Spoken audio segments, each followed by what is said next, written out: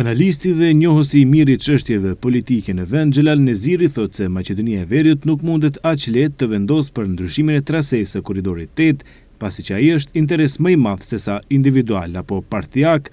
Sipas Nezirit, përfundimi i punimeve nga ana e Shqipërisë deri në kufi e detyron Maqedoninë e Veriut që ta lidh korridorin 8 me shtetin fqinj, që në këtë rast është Shqipëria. Ka një luftë në rajon, jo vetëm në rajon, kur bëhet fjalë për kontrollin e korridoreve, për shkak se korridoret nënkuptojnë edhe zhvillim. Kemi Via Egnatia në Greqi, i cili në fakt është një korridor konkurrent i korridorit 8. Dhe jo rastësisht Greqia për një kohë ka qenë kundër në kuadër të Bashkimit Evropian që ai të jetë pjesë e korridoreve pan-evropiane.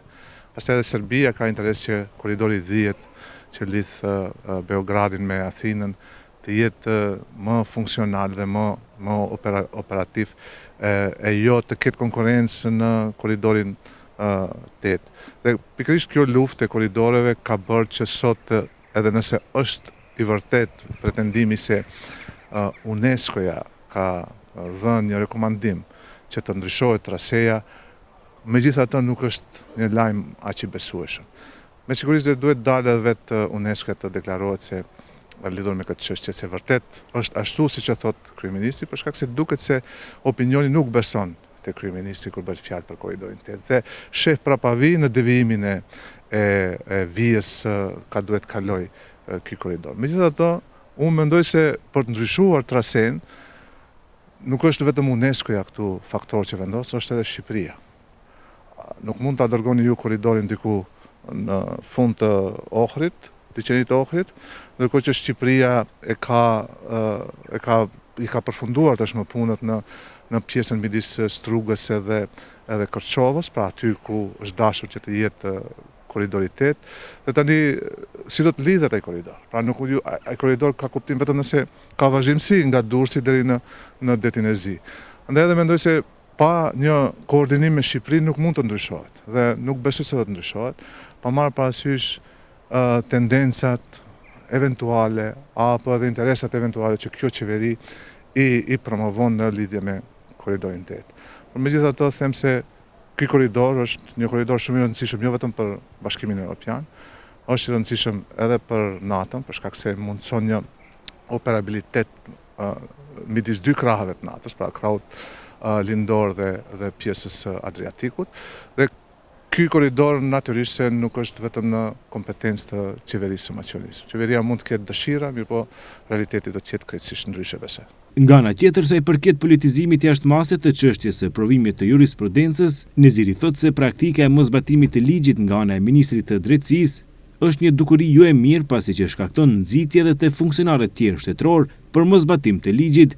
Neziri thotë se zgjidhja është e qartë, vetëm duhet të respektohet ligji, sepse sipas tij studentët mund të nënshtrohen provimit të jurisprudencës në gjuhën shqipe, pasi që këtë e garanton vetë kushtetuta. Politika për herë është e prirur të kërkoj probleme dhe aty ku s'ka, me qëllim që të krijoj kauza, dhe është krejtësisht legjitime. Opozita kërkon ose dëshiron të paraqesë në realitet se gjuha shqipe nuk përdoret, ndërkohë që pushteti pretendon se gjuha shqipe po zgjerohet në përdorimin e saj. Dhe kjo është një luftë shumë normale politike në një vend demokratik. Por ajo që shqetëson në këtë rast është politizimi i moszbatimit të ligjeve. Pra kemi ministri i cili thotë derisa unë jam këtu, nuk do të ketë gjuhë shqipe aty. Ndërkohë që ligji e obligon që ose e jep të drejtë shqiptarëve etnik që provimin e jurisprudencës ta japin edhe në gjuhën shqipe. Pra nuk ka çfarë mendon ose çfarë vendos një ministër. Ministri është aty të ekzekutoj, pra është pushtet ekzekutiv, të zbatoj ligjet që i sjell parlamenti dhe këtu nuk ka asnjë dilemë.